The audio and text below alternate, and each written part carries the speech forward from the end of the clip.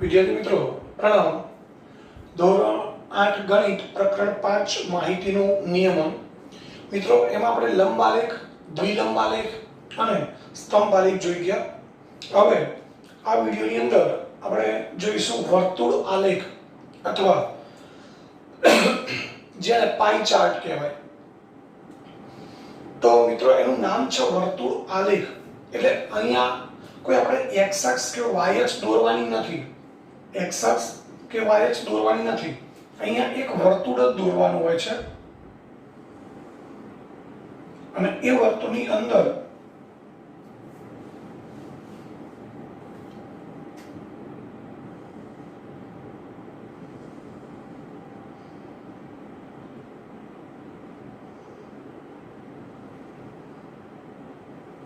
આ વર્તુળની અંદર મિત્રો આપણને જે માહિતી આપેલી છે એ બધી માહિતી આ વર્તુળની અંદર આપણે દર્શાવવાની હોય છે। એટલે વર્તુળ આલેખની અંદર આપણને આપેલી જુદી જુદી માહિતી અને કુલ માહિતી જે છે, કુલ ભાગ, જુદી જુદી માહિતીનો ભાગ અને કુલ ભાગ એનો સંબંધ દર્શાવતો આલેખ છે, એને વર્તુળ આલેખ કહેવાય। કેવી રીતે એ તમને એક ઉદાહરણ દ્વારા સમજાવું છું। પહેલા વર્તુળ આલેખના આપણે અગત્યના મુદ્દા જોઈ લઈએ। ઉપરાંત વર્તુળ એ ચોક્કસ વૃત્તાંશમાં વહેંચાઈ જાય। મિત્રો વૃત્તાંશ એટલે શું? તો ધારો કે આ કોઈ એ પ્રકારની માહિતી છે, એક પ્રકારની માહિતી છે, વર્તુળનો આટલો ભાગ રોકે છે। આ બી પ્રકારની માહિતી છે, એ વર્તુળનો આ ભાગ રોકે છે। તો મિત્રો આ બંને છે એ વર્તુળનો ભાગ છે, એને વૃત્તાંશ કહેવાય। વૃત્તાંશ એટલે મિત્રો વૃત્ત પ્લસ અંશ। વૃત્ત એટલે વર્તુળ અને અંશ એટલે ભાગ। તો આનો અર્થ એ થાય કે વૃત્તાંશ એ શું છે? વર્તુળનો ચોક્કસ ભાગ છે। એટલે મેં તમને હમણાં સમજાવ્યું કે વર્તુળ આલેખ એ શું દર્શાવે છે? માહિતી જે છે એમાં વિગત જે આપેલી છે કે માહિતી આપેલી છે એનો ચોક્કસ ભાગ, આ ચોક્કસ ભાગ થયા અને આખું વર્તુળ એ બધી માહિતી દર્શાવે છે, બધી જ માહિતી, કુલ ભાગ। તો આ ચોક્કસ ભાગ છે અને આખું વર્તુળ એ કુલ ભાગ દર્શાવે છે। એ બે વચ્ચેનો સંબંધ દર્શાવતો આલેખ છે। વર્તુળ આલેખની અંદર વર્તુળ જુદા જુદા વૃત્તાંશોમાં વહેંચાઈ જાય છે, એટલે કે જુદા જુદા આવા ભાગમાં વહેંચાઈ જાય છે અને દરેક વૃત્તાંશનું કદ, એક વૃત્તાંશ નાનું, આ મોટું, આ નાનું, કોઈ એના કરતા નાનું હોય, આ રીતે પણ હોઈ શકે।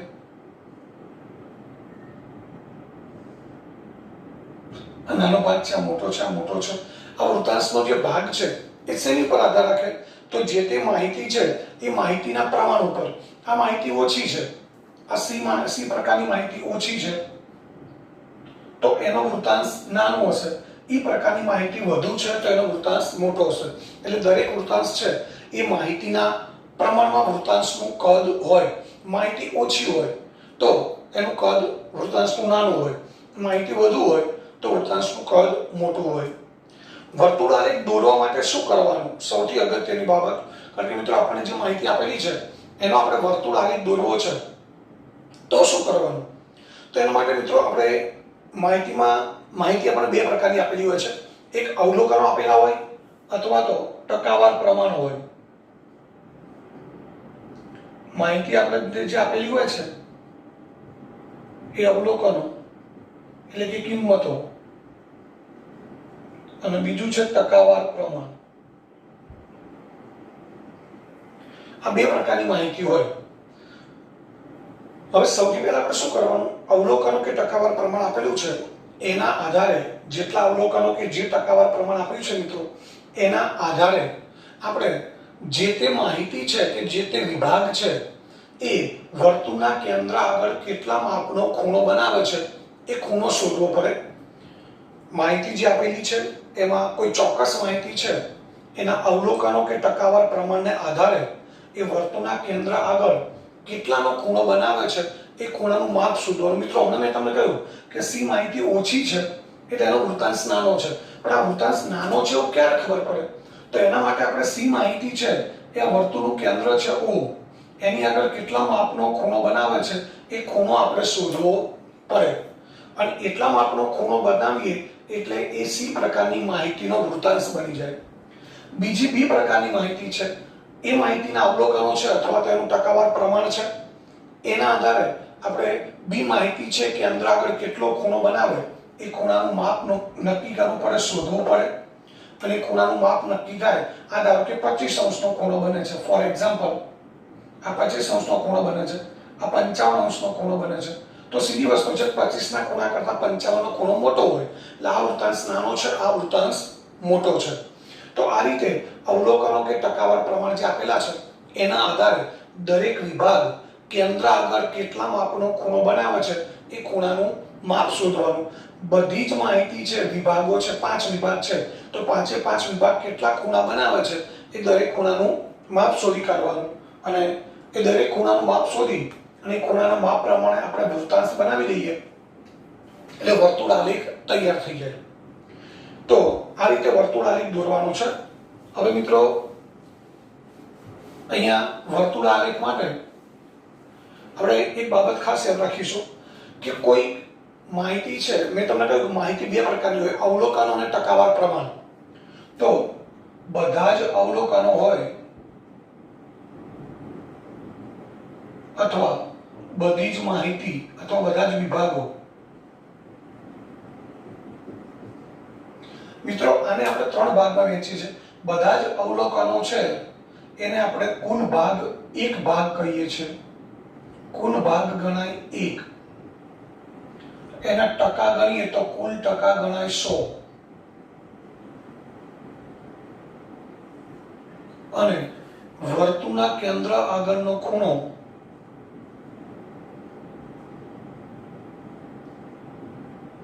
$360. મતલબ આનો એ થયો કે આપણને કોઈ ચોક્કસ માહિતી આપેલી છે, એ માહિતી અવલોકનો આપેલા છે, તો બધા જ અવલોકનોનો આપણે સરવાળો કરીએ તો એ બધા જ અવલોકનોનો ભાગ થાય 1. આખી પૂરેપૂરી માહિતી એટલે 1 ભાગ કહેવાય. ટકામાં ગણીએ તો એ 100% ગણાય. અને વર્તુળના કેન્દ્ર આગળ આંતરેલો ખૂણો, તો એ ખૂણો 360 ગણાય. મિત્રો આપણે વર્તુળ દોરીએ, તમને કદાચ ખ્યાલ હશે કે વર્તુળના કેન્દ્ર આપણે ગમે તેટલા ખૂણા બનાવીએ, આ 5 ખૂણા બનાવે છે, તો દરેક ખૂણાનું માપ ગમે તે છે, પણ આ બધા ખૂણાના માપનો સરવાળો કરીએ તો એ મિત્રો 360 જ થાય. અને આ બધી જ માહિતી છે એના ટકાવાર પ્રમાણનો સરવાળો કરીએ તો એ ટકા કેટલા થશે? 100. અને બધી જ માહિતી છે એ જે તે ભાગ છે એ દરેક ભાગનો સરવાળો કરીએ તો ભાગ મળશે આપણને 1. કેવી રીતે? તો એને ઉદાહરણ જોઈએ. એ ઉદાહરણ તમારી સામે છે. એટલે મિત્રો આપણે ખાસ યાદ રાખીશું કે કોઈ પણ પ્રકારની માહિતી છે એમાં આપણે બધા જ પ્રકારની માહિતી કે બધા જ અવલોકનો ભેગા કરીએ તો એને આપણે ભાગ કેટલો ગણીશું?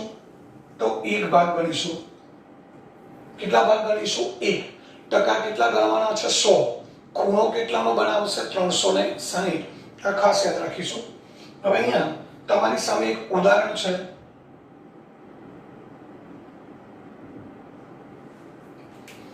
તો કોઈ ચોક્કસ દિવસે બેકરીની દુકાન છે.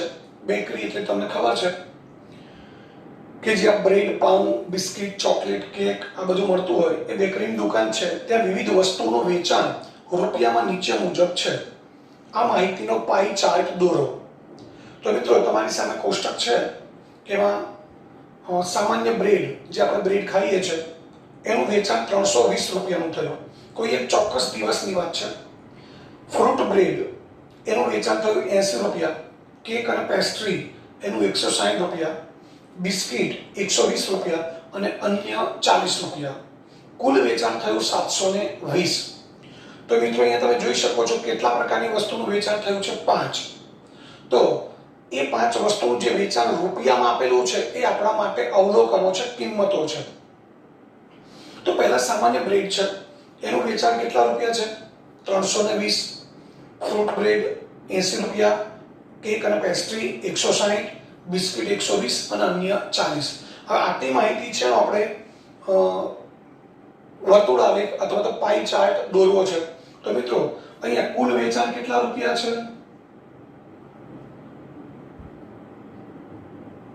રૂપિયા 720. આ કુલ વેચાણ એટલે 720 રૂપિયા. એ ભાગ કેટલો ગણાય?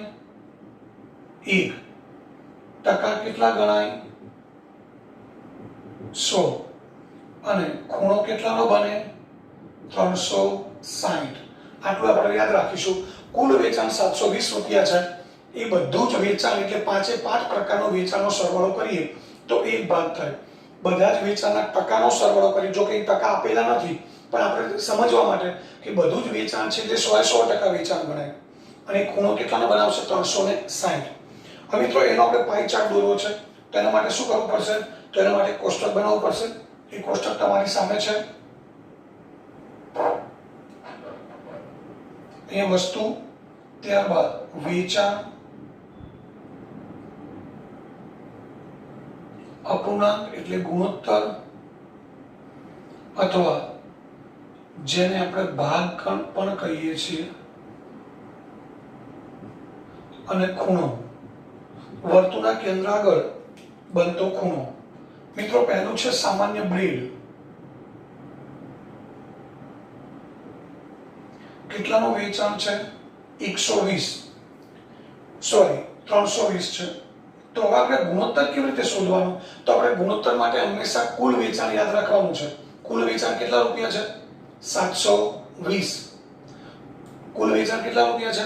720. અને સામાન્ય બ્રેડ કેટલા રૂપિયાની? 320. તો હંમેશા કુલ વેચાણ છે આપણે નીચે મૂકી દઈશું દરેકનું આપણે ગુણોત્તર શોધીશું કે ભાગ શોધીશું કે ભાઈ 720 રૂપિયાનું કુલ વેચાણ થયું, એમાં સામાન્ય બ્રેડ 320. તો કુલ વેચાણનો કેટલામો ભાગ સામાન્ય બ્રેડનું વેચાણ થયું એ આપણે સમજવું છે. તો એના માટે નીચે કુલ વેચાણ આવશે અને ઉપર સામાન્ય બ્રેડનું વેચાણ. આ 0 0 ઉડી ગયા. હવે આપણે છેદ ઉડાડીએ તો અહીંયા 8 ચોક 32, 9 અઠ્ઠા 72, તો ભાગ થયો 4/9. આ 4/9 એટલે 4/9 ભાગનું કુલ વેચાણ છે, એનું સામાન્ય બ્રેડ છે એ કુલ વેચાણના 4/9 ભાગ જેટલું વેચાણ થયું. હવે ખૂણો શોધવો છે, તો કુલ ખૂણો કેટલો છે? 360. મિત્રો ધ્યાન આપજો, આ કેટલો ભાગ છે? 1/4 ભાગ. અને આપણને સોરી 4/9 ભાગનું સામાન્ય બ્રેડનું વેચાણ થયું. 360 એટલે કેટલો ભાગ ગણાય? એક ભાગ હોય તો 360 રૂપિયા, 360 નો ખૂણો બને. તો એ આપણે લખી શકીએ એક ભાગ, આ ખૂણો, એક ભાગે 360 તો 4/9 ભાગે ખૂણો કેટલો? તો આપણે શું કરીએ ખૂણો શોધવા? 4/9 ગુણ્યા 360 અને છેદમાં 1. હવે છેદમાં 1 મૂકવાનો કોઈ અર્થ નથી, ના મૂકીએ તો પણ ચાલે. તો આપણને છેલ્લે શું મળ્યું? 4/9 એટલે આ જે ગુણોત્તર મળ્યો, ગુણોત્તર ગુણ્યા 360 એટલે ખૂણો, એટલે અહીંયા 360. તો હવે અહીંયા 9 ચોક 36, 40 એટલે આ ગુણાકાર મળશે આપણને 160. મિત્રો આ 4/9 છેદમાં 360 કેમ કર્યા એ તમને સમજાયું છે, એટલે આ ખૂણો બની ગયો 160. હવે એ જ રીતે ફ્રૂટ બ્રેડ, એનું વેચાણ છે 80 રૂપિયા. તો 80 અને છેદમાં કુલ વેચાણ છે 720. આ 0 0 ઉડ્યા, 8 1 8, 9 8 72, 1/9 ભાગનું વેચાણ થયું. તો આપણે ખૂણો શોધવો છે, ભાગને 360 વડે ગુણો એટલે ખૂણો મળી જાય. 360, 9 ચોક 36, ખૂણો કેટલો બની ગયો? 40 નો બની ગયો. આ જ રીતે કેક અને પેસ્ટ્રી, એનું વેચાણ છે 160.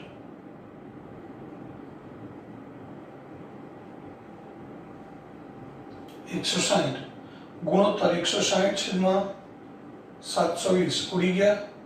અહીંયા 2 અઠ્ઠા 16, 9 અઠ્ઠા 72, 2/9, 2/9 ગુણ્યા 360. તો 9 ચોક 36, 40 દુ 80. ત્યારબાદ છે બિસ્કિટ.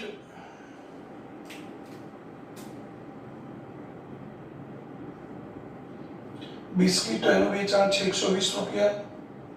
120 છેદમાં 720. અહીંયા 12 6 72, 12 12, 12 6 72, 1/6 ખૂણો 1/6 ગુણ્યા 360 6 6 36, ખૂણો બની જાય 60.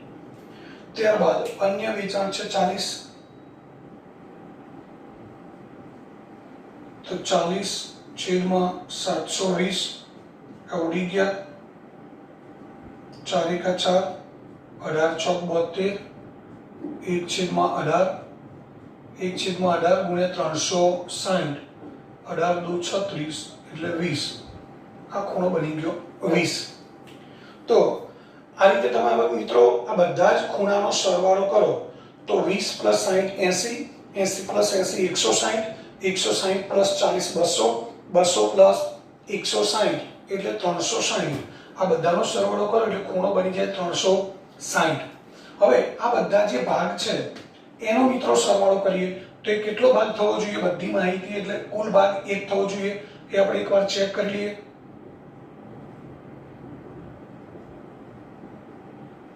1/6 અને પ્લસ 1/18. આ બધાનો આપણે સરવાળો કરવો છે. મિત્રો આ બધું આપણે કરવાની જરૂર નથી, પણ તમને બરાબર મગજમાં ક્લિયર થાય અને આ બધું તમે સમજી શકો કે કુલ વેચાણ એટલે કુલ માહિતી એટલે આખો એક ભાગ ગણાય, ટકા 100 ગણાય. અહીં ટકા આપેલા નથી એટલે આપણે એમાં પડતા નથી અને ખૂણો બને 360. આ બધું આપણે મગજમાં ક્લિયર કરવું છે એટલે હું તમને બતાવું છું કે બધી 5 માહિતી છે કે જે તે ભાગ દર્શાવે છે બધા ભાગનો સરવાળો કરીએ તો મિત્રો આપણને જવાબ 1 મળવો જોઈએ. અહીંયા 6 9 અને 18 એમનો લસા આવશે 18. હવે અહીંયા 9 છે તો બધાના છેદમાં આપણે 18 લાવવા પડે. અહીંયા 18 લાવવા માટે 2 વડે ગુણીએ તો ઉપર 4 દુ 8 થાય. અહીંયા 18 લાવવા માટે 2 વડે ગુણીએ 2 એકા 2 થશે. અહીંયા 18 લાવવા માટે 2 વડે ગુણીએ 2 દુ 4. અહીંયા 3 વડે ગુણવા પડે 3 એકા 3. અહીંયા 18 છે એટલે 1 ના 1 આવશે. 8 ને 2 10, 10 ને 4 14, 14 ને 3 17, 17 ને 1 18. 18/18 એટલે જવાબ મળ્યો 1. એટલે આ બધી માહિતી છે એ ચોક્કસ ભાગ દર્શાવે છે કે કુલ વેચાણ 720 રૂપિયા થયું, એનું 4/9 ભાગનું વેચાણ થયું સામાન્ય બ્રેડ. કુલ વેચાણ 720, એનો 1/9 ભાગનું વેચાણ ફ્રૂટ બ્રેડ. કુલ વેચાણ 720, એનો 2/9 ભાગનું વેચાણ કેક અને પેસ્ટ્રી. કુલ વેચાણનો 1/6 ભાગ બિસ્કિટ અને કુલ વેચાણનો 1/18 ભાગ એટલે કે 18મો ભાગ એ છે અન્ય. તો મિત્રો આપણે આલેખ દોરવાના છે, પણ એ સાથે સાથે આ વસ્તુ શું કહેવા માંગે છે, આ ગુણોત્તર શું દર્શાવે છે, ખૂણો દૂર શું દર્શાવે છે એ આપણને ખબર પડવી જોઈએ. તો મિત્રો અહીંયા તમે જોઈ શકો છો આ 320 રૂપિયાનું વેચાણ છે, સૌથી વધુ 320 રૂપિયાનું વેચાણ છે. તો ખૂણો પણ સૌથી મોટો બને છે. તમે જુઓ છો 160. મેં હમણાં તમને બતાવ્યું હતું કે આપણે જ્યારે વૃત્તાંશ વર્તુળની અંદર જ્યારે ભાગ પાડીએ ત્યારે માહિતી જેટલી વધુ એટલો ખૂણો મોટો હોય. આ માહિતી સૌથી વધુ છે 320, તો ખૂણો સૌથી મોટો છે. આ વેચાણ કેટલું છે? માત્ર 40 રૂપિયા, સૌથી ઓછું વેચાણ. તો કેન્દ્ર આગળ ખૂણો પણ સૌથી નાનો બને છે. તો આ રીતે જે પ્રમાણે માહિતી છે એ પ્રમાણે કેન્દ્ર આગળ ખૂણો બનતો હોય છે. તો મિત્રો આ રીતે આખું કોષ્ટક તમારે બનાવવું પડે.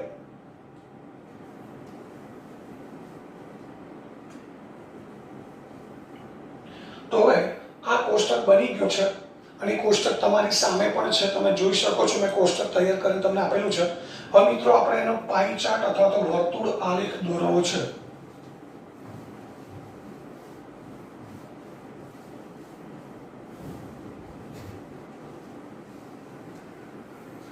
તમારે તમારી ગ્રાફ બુકમાં જ આ બધું કામ કરવાનું છે મિત્રો. આ ઉદાહરણ આગળ આવે છે પણ તમને પાઈ ચાર્ટ સમજાવવા માટે આપણે અહીંયા ઉદાહરણ પહેલા લઈ લીધેલું છે. તો સૌથી પહેલા મિત્રો તમારી ગ્રાફ બુક છે એની અંદર તમારે 3 સેમી ત્રિજ્યાવાળું દરેક પાઈ વર્તુળ આલેખ દોરો.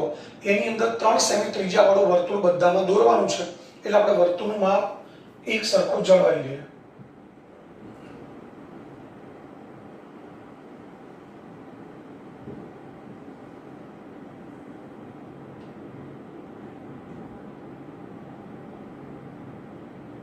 મિત્રો વર્તુળ આપણે દોરી દીધું છે.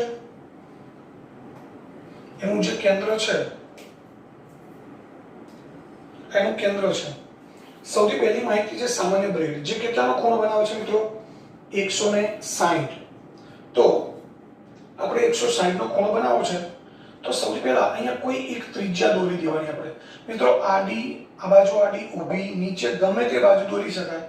સૌથી પહેલા એક ત્રિજ્યા દોરી દઈશું આપણે. હવે ત્યારબાદ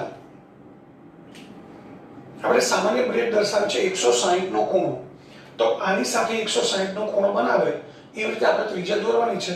આ બિંદુ છે, આ બિંદુ આગળ 160 નો ખૂણો બનાવો છે તો આપણે કોણ માપક આ રીતે મૂકવું પડશે. ખૂણો બનાવતા તમને મિત્રો સમજાવેલું છે કે આ રીતે આપણે કોણ માપક મૂકી દઈએ. 160 કઈ બાજુથી ગણવાના?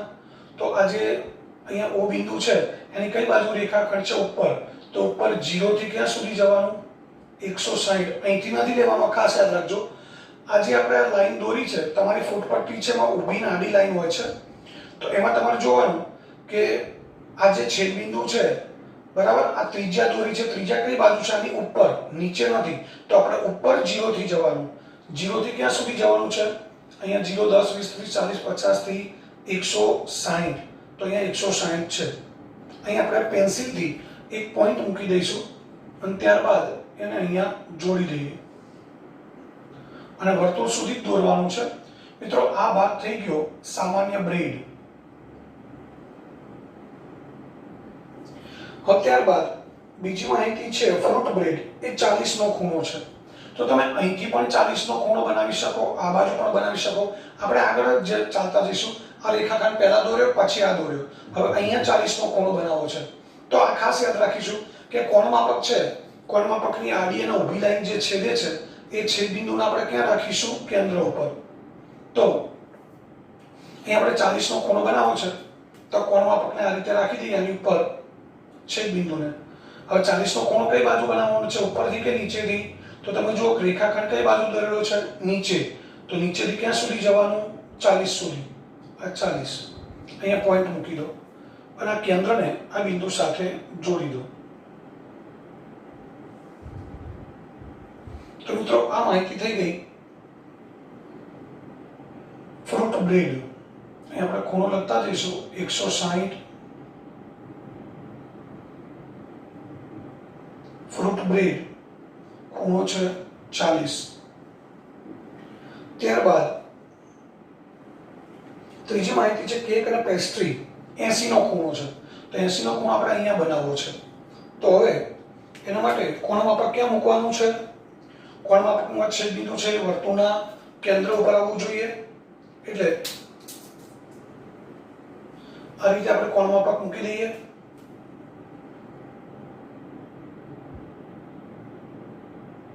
ખૂણો મિત્રો કેટલો બનાવવાનો છે? 80. કઈ બાજુ? તો આ જે છેદ બિંદુ છે ત્યાંથી રેખાખંડ કઈ બાજુ છે? નીચે. તો નીચે 0 થી 80 સુધી જવાનું. આ 80. હવે આને અહીંયા જોડી દો.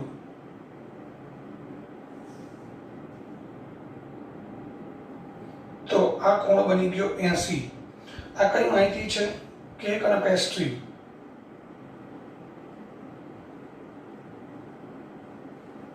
હવે ત્યારબાદ આગળ છે બિસ્કિટ. બિસ્કિટ કેટલાનો ખૂણો બનાવે છે? 60. એ આની સાથે બનાવો છે તો અહીંયા કોણ માપક મૂકી દો. કઈ બાજુથી આપણે 60 ગણવાના? તો છેદ બિંદુથી કઈ બાજુ રેખાખંડ છે? જમણી બાજુ. તો અહીંયા 60. આને જોડી દઈએ.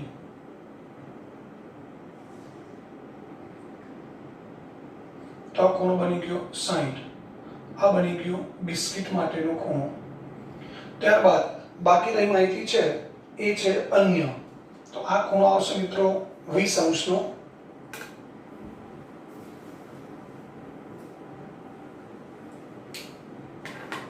આ જે ખૂણો બને છે એ 20, એ આવશે અન્ય.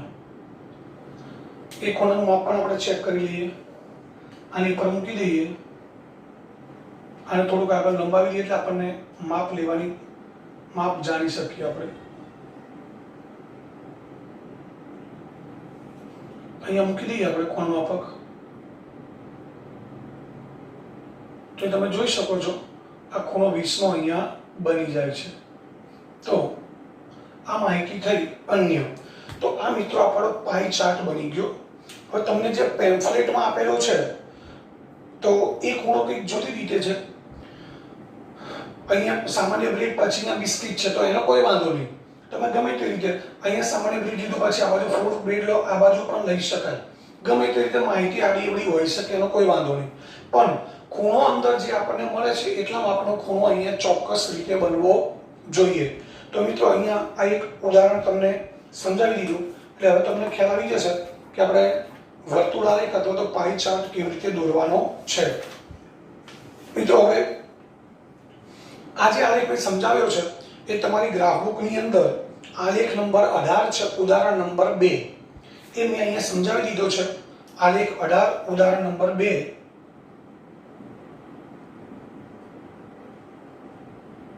ઉદાહરણ 2 અને પેજ નંબર 80 પર છે ગ્રાફ બુકમાં. એટલે આ આલેખ મેં સમજાવી દીધો છે એટલે એ વખતે ફરી જ્યારે આલેખ આવશે ત્યારે હું સમજાવીશ નહીં, એ તમારે આ રીતે દોરવાનો રહેશે.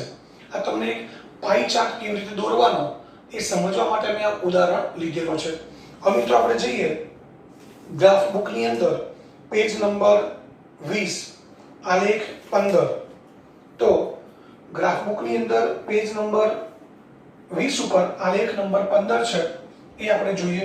એમાં મિત્રો આલેખ તમને દોરીને આપેલો છે અને આપણે આલેખ પરથી કેટલાક પ્રશ્નોના જવાબ આપવાના છે.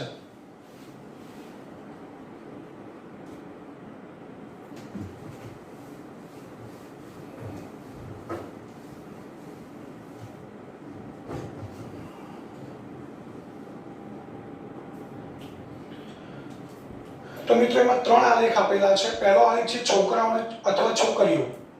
છોકરાઓ અથવા છોકરીઓ એમાં તમે જોઈ શકો છો ઉપર 50% છોકરીઓ લખેલી છે, નીચે 50% છોકરાઓ.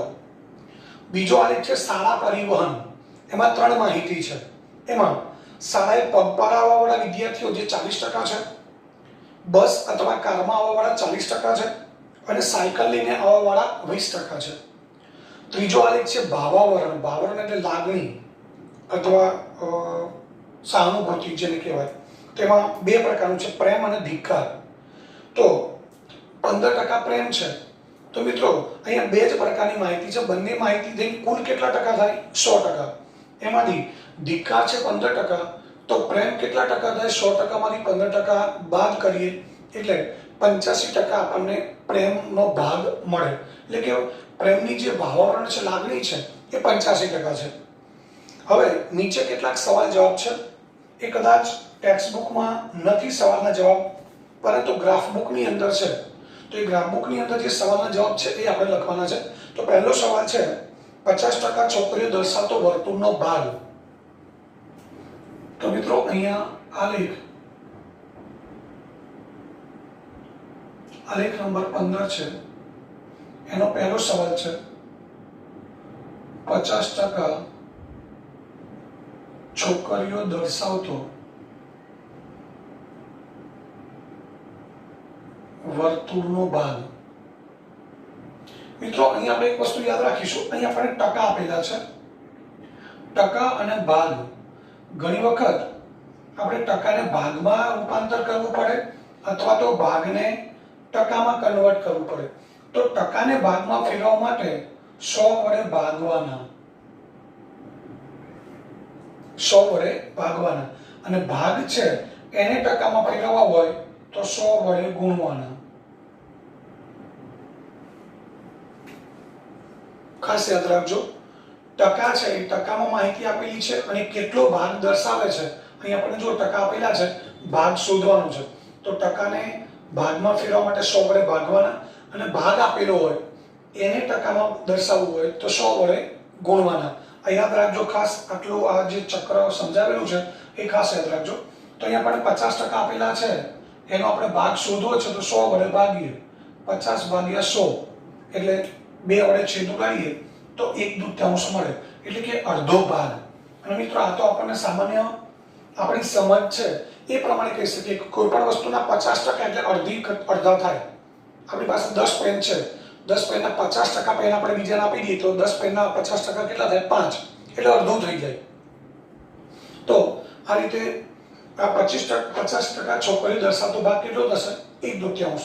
એ રીતે એમાં બીજો સવાલ છે 50% છોકરાઓ દર્શાવતો ભાગ. તો એના જેવી જ માહિતી થઈ, છોકરીઓને બદલે છોકરાઓ. તો એમાં પણ જવાબ શું આવશે?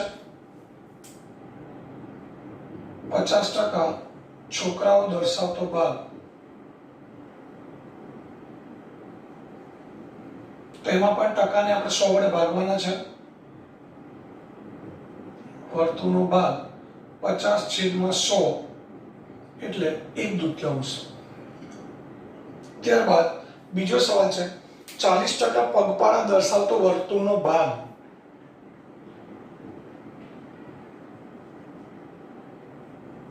તો મિત્રો અહીંયા આપણે 40 ને કેટલા વડે ભાગી દઈશું? 100 વડે. 0 0 ઉડી ગયા. 2 દુ 4, 2 5 10 એટલે 2/55 ભાગ. હવે તમને એ પણ સમજાવી દઉં કે ભાગને ટકામાં ફેરવીએ તો શું થાય? આ ભાગ છે 2/55, એને આપણે ટકામાં ફેરવવા છે. મેં હમણાં તમને સમજાવ્યું 100 વડે ગુણવાના. 2/55 ને 100 વડે ગુણી દો, 20 × 100 તો 20 દુ 40, તો 40% મળી ગયા. આ ટકાને આપણે ભાગમાં ફેરવ્યા, હવે એ જ ભાગને આપણે ટકામાં ફેરવ્યા, તો જવાબ કેટલો મળવો જોઈએ? 40% બરાબર 2/55 થાય, તો 2/55 બરાબર 40% થવા જોઈએ. એ અહીં થઈ જાય છે, તમે જોઈ શકો છો. 2/55 ને આપણે 100 વડે ગુણ્યા એટલે જવાબ કેટલો મળ્યો? 40. તો આ રીતે આ પગપાળા દર્શાવતો વર્તુળનો ભાગ એ 40% છે. ત્યારબાદ 20% સાયકલ દર્શાવતો વર્તુળનો ભાગ, તો 20/100, આ 0 ઉડી ગયા. 2 × 2, 2 × 5 10, 1/5 એટલે 1/55 ભાગ. ત્યારબાદ 40% બસ અથવા કાર દર્શાવતો વર્તુળનો ભાગ, તો 40/100 આપણે શોધેલા જ છે ઉપર, જવાબ આવશે 2/55. ત્યારબાદ ત્રીજો પ્રશ્ન છે 15% ધિક્કાર દર્શાવતો વર્તુળનો ભાગ, તો 15/100, 3 5 15, 20 5 100, 3/20. જવાબ થાય 3/20. ત્યારબાદ પ્રેમ. પ્રેમ એટલે મિત્રો પ્રેમનો ટકાવાર નથી આપેલા, પણ એ બે જ માહિતી છે, પ્રેમ અને ધિક્કાર. એમાં ધિક્કાર 15% છે, તો પ્રેમ કેટલા ટકા હોય? તો મેં તમને કહેલું હમણાં કે બધી જ માહિતી એટલે 100% ગણાય. એમાં બે જ માહિતી છે, પ્રેમ અને ધિક્કાર. જેમાં ધિક્કાર 15% છે, તો પ્રેમ કેટલા ટકા હોય? 100 - 15 એટલે 85%. 85% પ્રેમ દર્શાવતો વર્તુળનો ભાગ બરાબર 85/100. અહીંયા 20 × 100, 17 × 85 એટલે 17/20. તો આ 15% ધિક્કાર દર્શાવતો ભાગ 3/20 અને 85% પ્રેમ દર્શાવતો ભાગ 17/20. તો મિત્રો આલેખ ઉપર જે પ્રશ્નનો જવાબ લખવાના છે એ આ રીતે ગણતરી કરીને જ લખવાના છે. આ રીતે ગણતરી કરવાની છે, છેદ ઉડાડવાના, પછી જવાબ લખવાનો છે. ડાયરેક્ટ જવાબ લખવાના નથી. આ ગણતરી તમારે દર્શાવવાની નથી, અમે ખાલી સમજવા માટે લખ્યું. બાકી આ બધી ગણતરી કરી અને જવાબ લખવાના છે. હવે ત્યારબાદ આલેખ નંબર 16, પ્રયત્ન કરો. દાખલો 2, પેજ નંબર 78.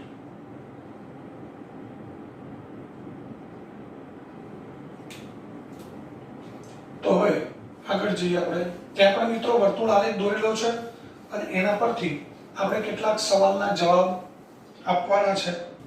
એ સવાલના જવાબ જોઈ લઈએ. તો હવે એમાં વર્તુળ આલેખની અંદર તમે જોઈ શકો છો 4 પ્રકારની માહિતી છે, જેમાં ટીવી પર વિવિધ કાર્યક્રમોની ચેનલ નિહાળનારા દર્શકો, આપણે ટીવી પર જોઈએ છે ઘણા બધા અલગ અલગ પ્રકારના કાર્યક્રમો આવે છે, એમાં એને જે જોવાવાળા લોકો છે, કઈ ચેનલ કેટલા ટકા લોકો જોવે છે એની માહિતી આપેલી છે. એમાં પહેલું છે પર્યાવરણ. પર્યાવરણને લગતી ચેનલ નિહાળનારા લોકો એટલે કે જોવાવાળા લોકો છે 50%.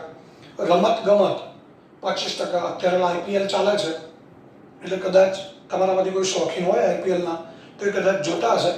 તો આઈપીએલ છે, સોરી રમત ગમત છે, એ 25% લોકો છે. મતલબ જે લોકો ટીવી જોવે છે એમાંથી 25% છે એ રમત ગમતની ચેનલ જોવાવાળા છે, 15% લોકો સમાચાર જોવાવાળા છે. જે એજેડ લોકો હોય એ લોકો, ઉંમર લાગે લોકો મોટાભાગે સમાચાર જોતા હોય. 10% અન્ય માહિતી કે જે આપણે જીવનને લગતી હોય, જરૂરી માહિતી હોય, તો એ 10% માહિતી જોવાવાળા લોકો છે. મિત્રો અહીંયા આપણને માહિતી શેમાં આપેલી છે? બધી ટકામાં. તો તમે બધા ટકાનો સરવાળો કરો, તો બધા ટકાનો સરવાળો કરી એટલે 100% થઈ જશે. એટલે 4 પ્રકારની માહિતી જે 100%માં વહેંચાયેલી છે. તો હવે પહેલો સવાલ છે, કયા પ્રકારના કાર્યક્રમો સૌથી વધુ જોવાય છે? તો ટકા ઉપરથી ખબર પડી જાય. કયા કાર્યક્રમના ટકા સૌથી વધારે છે? તો પર્યાવરણના. તો આપણે લખી શકીએ કે પર્યાવરણ પ્રકારના કાર્યક્રમો સૌથી વધુ જોવાય છે. કેટલા ટકા? તો 50%. ત્યારબાદ કયા 2 પ્રકારના કાર્યક્રમો નિહાળનાર દર્શકોની સંખ્યા? રમતગમત વિભાગના કાર્યક્રમો નિહાળનાર દર્શકોની સંખ્યા બરાબર છે. કયા 2 કાર્યક્રમોને નિહાળનાર દર્શકોની કુલ સંખ્યા એ રમતગમતના કાર્યક્રમો નિહાળનાર દર્શકોની સંખ્યા જેટલી છે. તો રમતગમત નિહાળનાર કેટલા લોકો છે? 25%. તો બીજી કઈ 2 માહિતી છે એનો સરવાળો 25% થાય? તો આપણે જોઈ શકીએ છીએ સમાચાર અને માહિતી. સમાચાર 15% છે, માહિતી 10% છે. તો અહીંયા રમતગમત છે 25% છે, સમાચાર 15% અને પ્લસ માહિતી 10%. તો અહીં આપણે કહી શકીએ કે રમતગમતના કાર્યક્રમો નિહાળનાર દર્શકોની સંખ્યા સમાચાર અને માહિતીના કાર્યક્રમો નિહાળનાર દર્શકોની કુલ સંખ્યા જેટલી છે. હવે ત્યારબાદ અહીંયા નીચે કોષ્ટક આપેલું છે કે રમતગમત ખેલ નિહાળનાર એ કદાચ ગ્રાફ બુકમાં જ છે મિત્રો, ટેક્સ્ટ બુકમાં નથી. ગ્રાફ બુકમાં કોષ્ટક છે રમત અને ખેલ નિહાળનાર દર્શકોની ટકાવારી. તો ટકાવારી લખેલી જ છે 25%, સમાચાર નિહાળનાર 15%, માહિતી 10% અને પર્યાવરણ નિહાળનાર 50%. તો આ સવાલના જવાબ આપણે ઇઝીલી આપી શકીએ એમ છે, એટલે તમારે આપી દેવાના છે.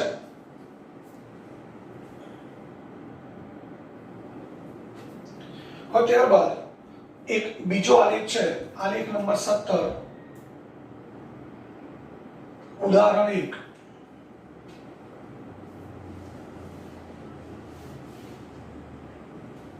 ઉદાહરણ 1.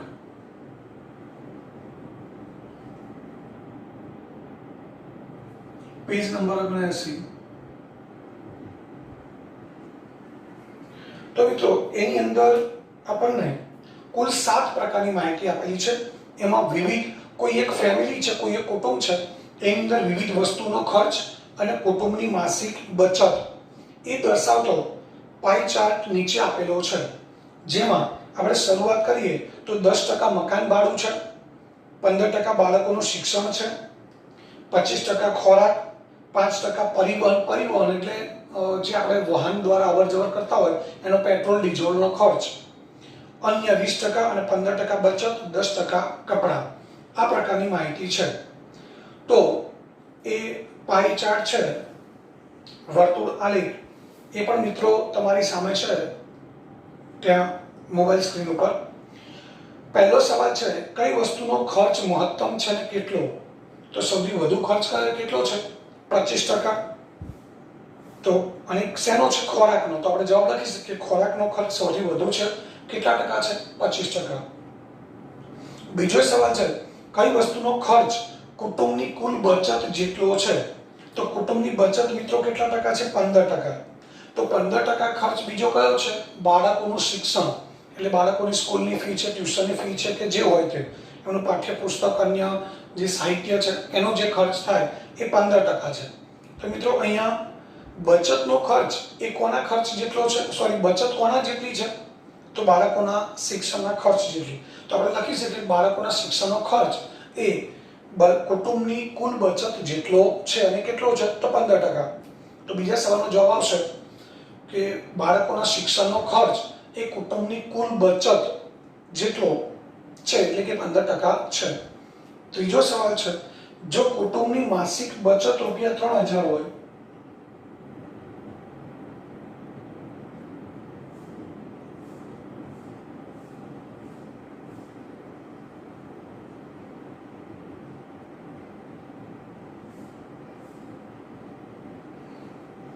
તો કપડાનો માસિક ખર્ચ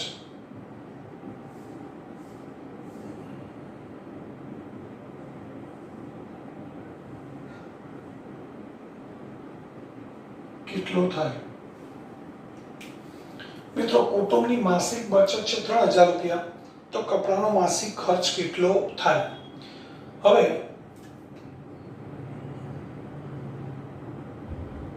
માસિક બચત રૂપિયા 3000 અને માસિક બચત ટકામાં કેટલા ટકા છે મિત્રો? 15%. હવે આપણે શોધવાનું શું છે? કપડાનો ખર્ચ. કપડાનો ખર્ચ આપણે શેમાં માહિતી આપેલી છે? રૂપિયામાં કે ટકામાં? તો તમે પાઈ ચાર્ટમાં જુઓ, કપડાનો ખર્ચ કેટલા ટકા છે? 10%. તો આપણી પાસે આટલી માહિતી છે.